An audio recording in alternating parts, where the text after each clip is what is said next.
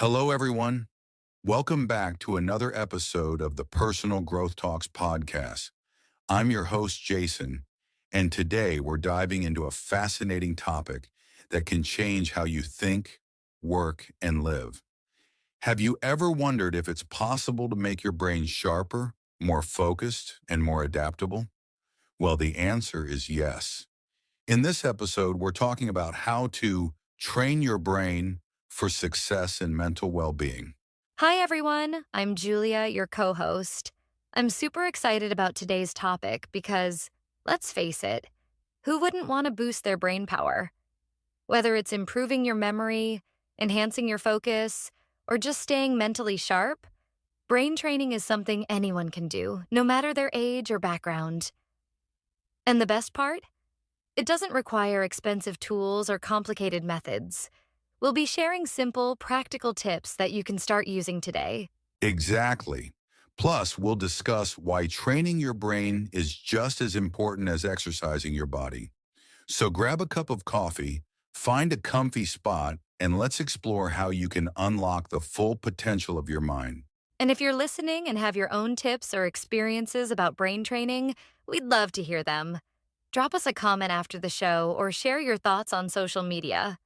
Now, Jason, let's get started by understanding what it really means to train your brain. So, Julia, when we talk about training your brain, it might sound a little abstract to some people. I mean, our brains aren't muscles we can lift weights with at the gym. So, what exactly does it mean to train your brain? Great question, Jason. Training your brain means engaging in activities that challenge your mind, improve your cognitive abilities, and help you think more clearly and effectively. It's like giving your brain a workout to keep it strong, flexible, and adaptable. That's an interesting way to put it. So, it's not just about solving puzzles or memorizing facts, right? It's also about developing new ways of thinking or approaching problems. Exactly. It's about creating new neural pathways in your brain. For instance, when you learn something new, like a language or a skill, your brain builds connections between neurons. The more you practice, the stronger those connections become, just like how physical exercise builds muscle. That makes sense. I've read that brain training isn't just for improving memory or focus. It can also help with emotional resilience and creativity. It's almost like tuning a car engine to make it run more smoothly. Absolutely. And here's an interesting fact. Studies show that regularly training your brain can even slow down age-related cognitive decline. That means we can keep our minds sharper for longer if we make brain training a part of our daily lives. That's powerful. So training your brain isn't just about solving math problems or playing memory games. It's about giving your mind the tools it needs to stay strong, adaptable, and creative in an ever-changing world. Exactly, Jason. And the best part? It's something anyone can do, no matter their age or current mental abilities. Whether it's learning a new hobby, practicing mindfulness, or even just taking on small challenges like brushing your teeth with your non-dominant hand, every effort counts. I love that. Simple changes can make a big difference. So now that we've got a clear understanding of what brain training is, let's talk about why it's so important in our daily lives. All right, Julia, now that we know what brain training is, let's dive into why it's so important. I mean, in today's fast-paced world, where everything seems to be about efficiency and multitasking, why should we make time to train our brains? Great question, Jason. Brain training is crucial because our mental health and cognitive abilities play a huge role in every aspect of our lives. Think about it. When your mind is sharp, you're better at solving problems, staying focused, and managing stress.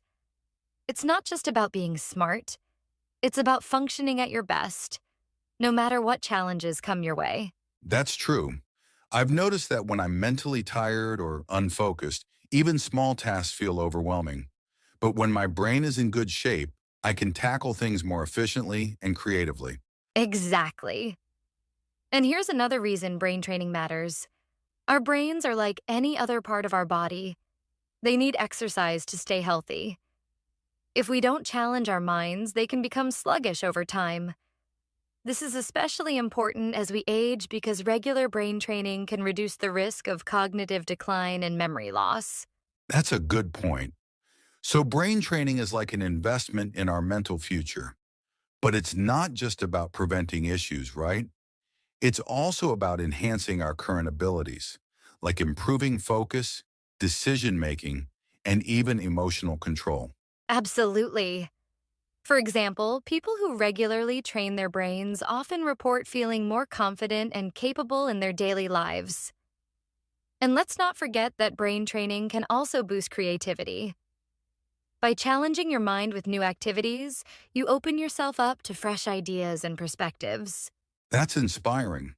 So whether we're looking to stay sharp as we age or simply be more effective and creative in our daily lives, brain training is essential.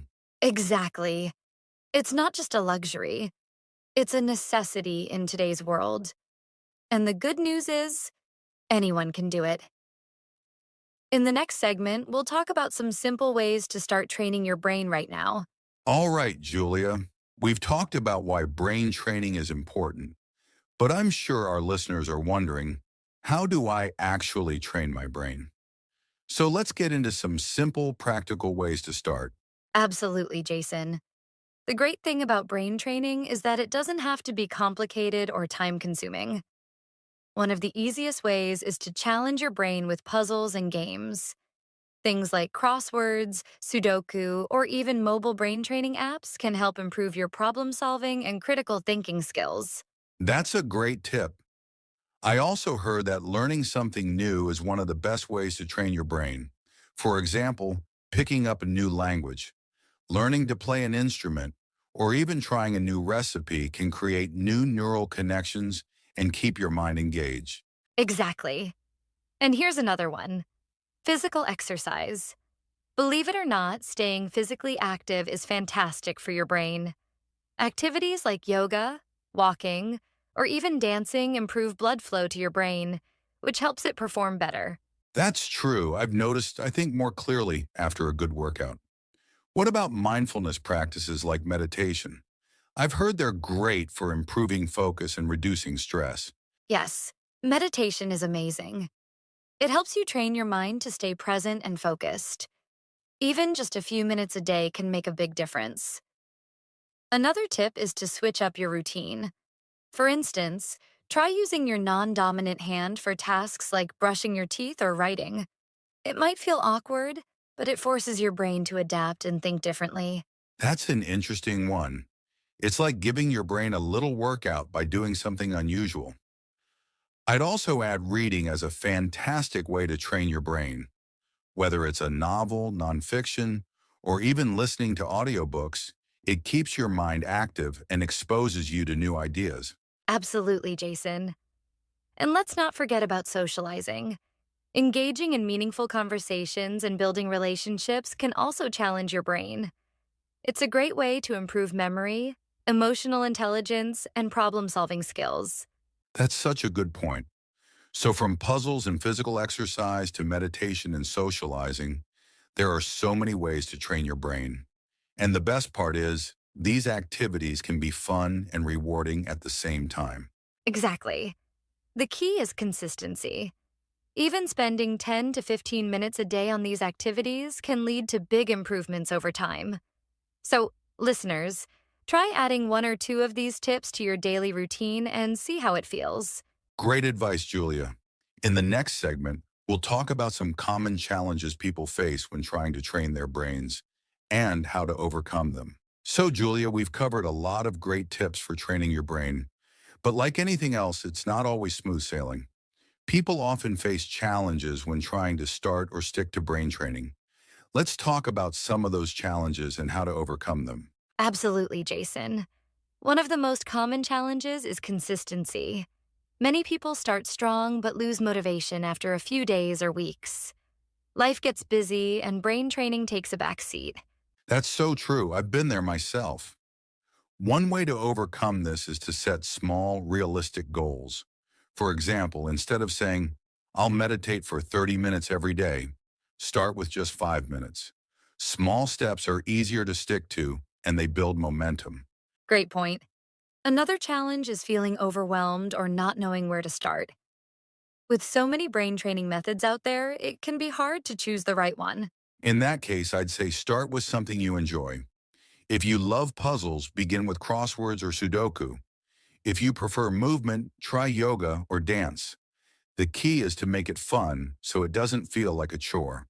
Exactly. Another big challenge is distractions. With smartphones, social media, and endless notifications, it's easy to lose focus. Distractions. The modern day enemy of productivity. A simple way to handle this is to create a distraction-free zone. Turn off notifications, set a timer, and dedicate that time solely to brain training. Even 10 minutes of focused effort can make a difference. That's a great tip. And finally, some people might feel discouraged if they don't see results right away. Brain training is a gradual process, and it takes time to notice improvements. Absolutely. The key here is patience and persistence. Think of it like planting a tree. You won't see it grow overnight, but with consistent care, it will flourish. Well said, Jason. So, listeners, remember, it's okay to face challenges. What matters is finding strategies that work for you and staying committed to the process. You've got this. Great advice, Julia. Coming up, we'll wrap things up with some final thoughts and a quick recap of what we've learned today. You know, Julia, sometimes hearing about someone else's experience can be really inspiring. Do you have any personal stories or examples of how brain training has helped someone you know, or even you personally? I do, Jason. A friend of mine, Sarah, started doing simple brain exercises during the pandemic. She began with puzzles and later picked up learning Spanish through a language app. She told me it was tough at first, but over time she noticed she could focus better at work and even felt less stressed. It's like her mind became sharper and more resilient. That's amazing. I've had a similar experience. A few months ago, I started meditating for just 10 minutes a day to improve my focus. Honestly, I didn't think it would work, but after a couple of weeks, I noticed I wasn't as easily distracted. I could sit down and finish tasks without constantly checking my phone. It was a game changer. That's incredible, Jason. I think stories like these show how small changes can lead to big improvements over time. And it doesn't have to be something fancy. Another friend of mine simply started reading a book every night before bed. She said it not only helped her relax, but also improved her memory and vocabulary. It's those small, consistent habits that really make a difference. And I love that these examples are so relatable. They show that anyone can train their brain, whether it's through learning, mindfulness, or just picking up a new hobby. Exactly. And listeners, if you've ever tried brain training yourself, we'd love to hear your stories. Share them in the comments or reach out to us. Your journey could inspire someone else to get started. Absolutely. Sharing stories helps build a community of growth and encouragement. Now let's wrap up with some final takeaways for our listeners. Wow, Julia, we've covered so much today. What brain training is, why it's important, simple ways to get started, and even how to overcome challenges. I think our listeners are now ready to take their first steps toward training their brains. Absolutely, Jason. And to our listeners, remember, brain training doesn't have to be overwhelming. Start small, stay consistent, and make it enjoyable. You'll be amazed at how these little efforts can lead to big changes over time. That's right. And if you're ready to take action, here's what you can do today. Pick one brain training activity, whether it's solving a puzzle, learning something new, or practicing mindfulness. Spend just 10 minutes on it and make it a part of your daily routine. And don't forget to share your progress with us. Leave a comment, send us a message, or even tag us on social media. We'd love to hear how you're training your brain and what's working for you. Also, if you found this podcast helpful, don't forget to subscribe, give us a like, and share it with your friends. Let's spread the word about the power of brain training. That's right. And be sure to tune in next time, where we'll talk about another exciting topic to help you grow and improve. Until then, take care and keep training your brain. Thanks for listening, everyone. We'll see you in the next episode of the Personal Growth Talks podcast.